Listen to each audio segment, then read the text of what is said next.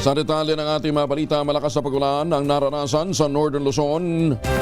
Ganito unti-unti naman bumubuti na ang sitwasyon, lalo na ngayong araw. Ayon sa Pag-asa, maulap na papawari na may kalat-kalat na bagulan, pagulog at pagkidlat ang mararanasan pa rin sa Ilocos Region, Cordillera Administrative Region, Batanes at Cagayan. Ang katulad na panahon ay mararanasan din sa Dinagat Island, Surigao del Norte, Surigao del Sur at Davao Oriental. Inaasahan ang localized thunderstorms sa Metro Manila at iba pang bahagi ng Luzon sa dakong hapon o gabi. Samantala, ilang bahagi naman sa Metro Manila nakaranas din ng hanggang gutter deep na baha kahapon ng hapon dahil sa malakas na pagulan. Kabilang sa mga lugar na binaha hanggang alas 7 kagabi ay ang tramo Andrew southbound, gutter deep pa.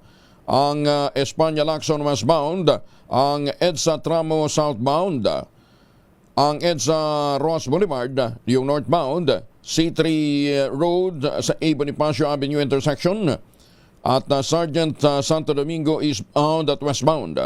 Ganyan din ang EDSA MRT Top northbound, ang MacArthur Highway Calle 1 northbound at Espanya Boulevard de la Puente eastbound at westbound. Samantala, hindi naman possible sa maliliit na sasakyan ang Quezon Avenue Biak na Bato westbound dahil sa hanggang tubig na tuhod na tubig baha. Ang mga lugar na nakaranas sa matinding buhos na ulan kagabi ay ang Metro Manila, Cavite, Bataan, Pampanga, Nueva Ecija, Batangas. Tumagal ito ng halos 2 oras. Dito, wala talagang magiging oposisyon kung ano man ang magiging deklarasyon ng Pag-asa. Ngayong araw na ito. Kasama na natin si Chanel Dominguez ng Pag-asa. Chanel, good morning. Good morning po sa inyo, Sir Angel, at good morning din po sa mga taga-subaybay po natin para sa ating weather update.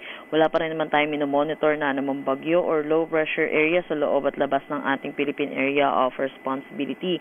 Pero meron tayong easterlies or yung mainit at malinsangan na hangin na nagagaling sa dagat Pasipiko ang umiiral dito po sa buong bansa po natin. Dahil dito asahan po natin makakaranas ng maulap na papawirin na may mga pag-ulan dito sa may Southern Leyte, Dinagat Island, Surigao del Norte, Surigao del Sur, Davao Oriental at Davao Occidental. For Metro Manila and the rest of our country, asahan naman po natin maliwalas na panahon pero asahan din natin yung init at alinsangan lalo na po sa tanghali hanggang hapon na may mataas na tsansa na mga pag-ulan po dulot ng mga localized thunderstorm lalo na sa hapon at sa gabi.